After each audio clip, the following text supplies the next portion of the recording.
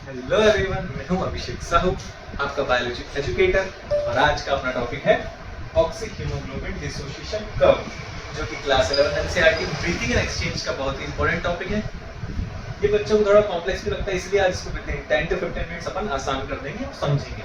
तो ये कर्व अपने को क्या बताता है? ये बताता है ऑक्सीजन और हीमोग्लोबिन के बीच में एसोसिएशन और डिसोसिएशन की कहानी को। लेकिन शुरुआत कहाँ से होती है? शुरुआत होती है ऑक्सीजन के बॉडी में आने से। तो ऑक्सीजन बॉडी में कहाँ से? एनवायरनमेंट से। और first site of gases exchange in our body क्या है? एल्वियोलाई। एल्वियोलाई में ऑक्सीजन आई, मतलब यहाँ पर ऑक्सीजन का प्रेशर बहुत ज्यादा हो गया। ठीक है। फिर यहाँ पर थी अपनी ब्लड वेसल्स, जो कि जा रही थी टिश्यू लेवल पे, और ये था अपना टिश्यू। यहाँ पर ऑक्सीजन बहुत ज्यादा थी और ब्लड में था हीमोग्लोबिन। तो ऑक्सीजन के ज्यादा होने की वजह से ब्लड पे क्या, हीमोग्लोबिन पे क्या लोड हो गई? ऑक्सीजन। और ऑक्सीजन इसको बोला चलो चलो चलो चलो चलो चलते हैं अपन टिश्यू के पास। और यहाँ पर क्या था? PO2 कम था। तो यहाँ पर हीमोग्लोबिन ऑक्सीजन से बोला यहाँ तो PO2 कम है, तो मुझे यहाँ पर अनलोड कर दो। यहाँ हुई थी ऑक्सीजन की लोडिंग, यहाँ हुई उसकी अनलोडिंग। तो यहाँ पर ऑक्सीजन की अनलोडिंग हो गई। तो ये था पूरा रास्ता ऑक्सीजन के आने का फ्रॉम लंग्स टू टिश्यू। इसी कहानी को इस कर्व में दर्शाया गया है कि कैसे ऑक्सीजन का हीमोग्लोबिन के साथ एसोसिएशन होता है और कैसे डिसोसिएशन होता है। तो अब हम समझते हैं इस कर्व को। देखिए,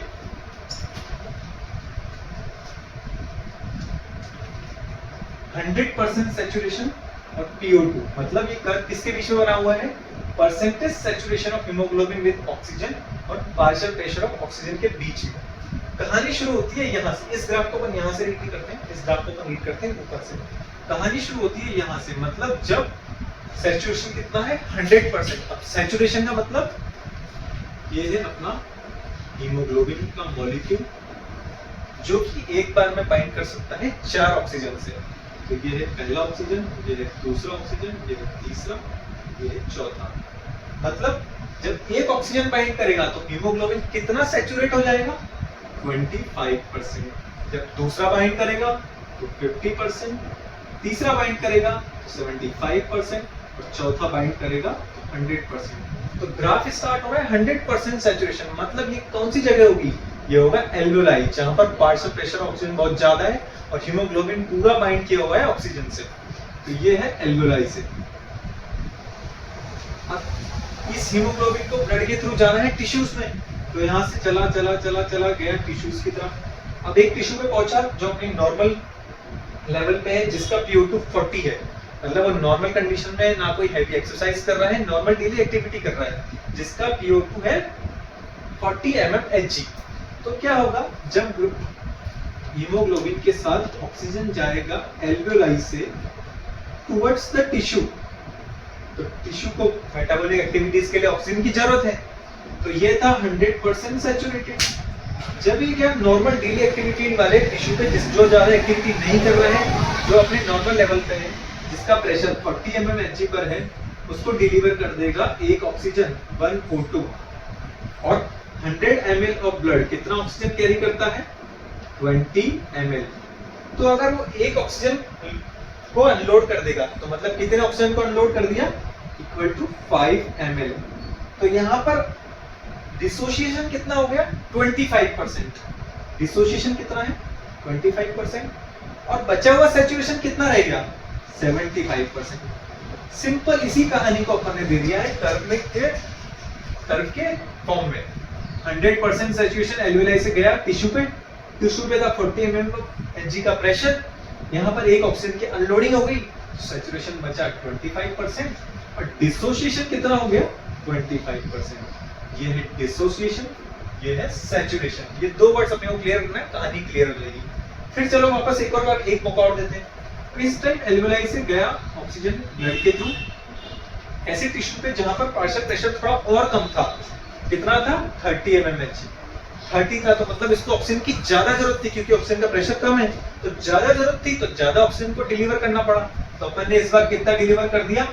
ये तो था सैचुरेशन, और डिलीवर भी कितना कर दिया? 50%। मतलब 2 ऑक्सीजन के मॉलिक्यूल डिलीवर कर दिए। तो जहां पर ज्यादा ऑक्सीजन की डिमांड, वहां पर ऑक्सीजन की डिलीवरी ज्यादा। तो ये बचा सैचुरेशन कितना? 50%। और डिसोसिएशन कितना हो गया? 50%। वैसे ही एक और बार चला एल्वियोलाई से ऑक्सीजन हीमोग्लोबिन के साथ, इस बार क्वेश्चन थोड़े ऐसे टिश्यू के पास जिसकी मेटाबॉलिक एक्टिविटी ज्यादा है, या तो वो एक्सरसाइज करता होगा या फिर कोई हैवी एक्टिविटी कर रहा होगा, जहां पर ऑक्सीजन का प्रेशर बहुत ही कम था, और वो बहुत कम कितना था 20 mmHg। तो इस बार ऑक्सीजन की डिमांड और ज्यादा थी, तो ऑक्सीजन और ज्यादा डिलीवर करना था। कितना डिलीवर कर दिया, सैचुरेशन बचा 25, तो डिलीवर कितना कर दिया इस बार 75%, मतलब 3 मॉलिक्यूल ऑफ ऑक्सीजन, मतलब 15 ml। पहली बार हमने किया था 5 ml, फिर उसमें अपने अगली बार किया अपन ने 10 ml, इस बार कर दिया 15 ml। तो यही अपना ग्राफ है ऑक्सी हीमोग्लोबिन डिसोसिएशन कर्व, कि कितना हीमोग्लोबिन अपन ने ऑक्सीजन अपन ने दे दिया और कितना ऑक्सीजन अपना हीमोग्लोबिन के साथ बचा। शुरुआत हुई एल्वेलाई से, जहां पर हीमोग्लोबिन चारों ऑक्सीजन से बाइंड किए हुए था। जैसे जैसे वो टिश्यूज के पास पहुंचा, टिश्यूज की जितनी डिमांड थी उस हिसाब से वो टिश्यूज को ऑक्सीजन डिलीवर करता गया। अगर टिश्यू नॉर्मल एक्टिविटी पे था, 40 mmHg प्रेशर पे था, तो उसने सिर्फ एक ऑक्सीजन दिया, एक ऑक्सीजन मतलब सिर्फ 5 ml। तो डिसोसिएशन कितना हो गया 25%। एसोसिएशन कितना बचा, मतलब सैचुरेशन कितना बचा 75%। फिर वो ऐसे टिश्यू के पास गया जिसका ऑक्सीजन और कम था, PO2 प्रेशर, ऑक्सीजन की डिमांड उसको और ज्यादा थी, तो थोड़ा ज्यादा ऑक्सीजन दिया, मतलब 2 मॉलिक्यूल दे दिया ऑक्सीजन के। फिर वो ऐसे टिश्यू के पास गया जो हैवी एक्सरसाइज पे था, हैवी एक्टिविटी कर रहा था, तो उसका PO2 और कम था, तो PO2 कम था तो उसको ऑक्सीजन की ज्यादा डिमांड थी, तो इस बार अपन ने 3 मॉलिक्यूल दे दिए, 3 मॉलिक्यूल मतलब 75%। तो यही ग्राफ हमने को बताता है ऑक्सी हीमोग्लोबिन डिसोसिएशन कर्व, कि कैसे एसोसिएशन होता है, कैसे डिसोसिएशन होता है।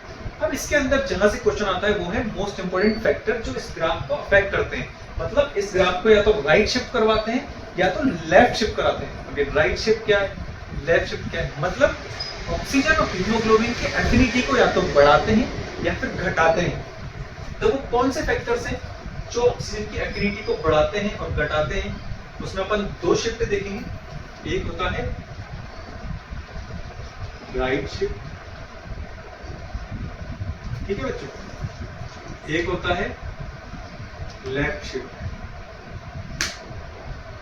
अभी राइट शिफ्ट और लेफ्ट शिफ्ट ऐसे बातों में तो समझ नहीं आ रहा होगा, अपन ग्राफ में समझेंगे कि ग्राफ में इसको कैसे करेंगे।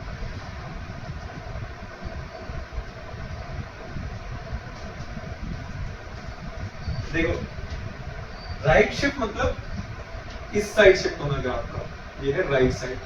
लेफ्ट शिफ्ट मतलब ग्राफ का इस साइड शिफ्ट होना। अब नया ग्राफ बनाते हैं, ये है राइट शिफ्ट का ग्राफ, ये है लेफ्ट शिफ्ट का ग्राफ। मतलब ऑक्सीजन और हीमोग्लोबिन की एफिनिटी पे फर्क पड़ रहा है, या तो एफिनिटी बढ़ रही है या घट रही है। अब राइट में बढ़ रही है, लेफ्ट में बढ़ रही है, कैसे पता चलेगा। देखो जब अपन ने ग्राफ को कराया राइट शिफ्ट, तो अपन अगर 40 mmHg प्रेशर पे देखें तो सेम यहाँ पर सैचुरेशन आ रहा है लगभग मान लो 40%, और जो नॉर्मल वाला ग्राफ था उस पे कितना आ रहा था 75%। तो मतलब अपन ने देखा सैचुरेशन कम हो गया। सैचुरेशन कम हो गया मतलब हीमोग्लोबिन और ऑक्सीजन की एफिनिटी राइट शिफ्ट में कम हो जाती है। और इसको याद करने की ट्रिक कैसे, ग्राफ आ गया है नीचे, नीचे मतलब कम, कम मतलब एफिनिटी कम। तो जब भी राइट शिफ्ट जाएगा ग्राफ तो ऑक्सीजन और हीमोग्लोबिन की एफिनिटी होगी कम, और जब भी जाएगा ग्राफ लेफ्ट साइड मतलब ऊपर, मतलब एफिनिटी बढ़ रही है। तो लेफ्ट साइड मतलब ऑक्सीजन और हीमोग्लोबिन की एफिनिटी में बढ़ना। अब वो कौन से फैक्टर्स हैं जो एफिनिटी को कम करते हैं और एफिनिटी को बढ़ाते हैं वो समझते हैं। तो राइट शिफ्ट में अपन ने क्या देखा, बाइंडिंग एफिनिटी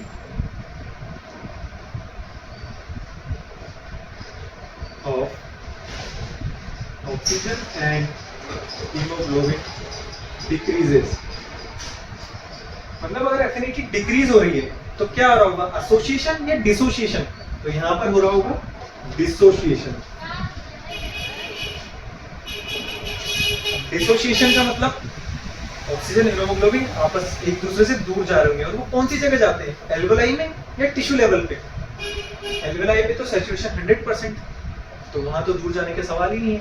तो ये होता है right shift at the level of tissue.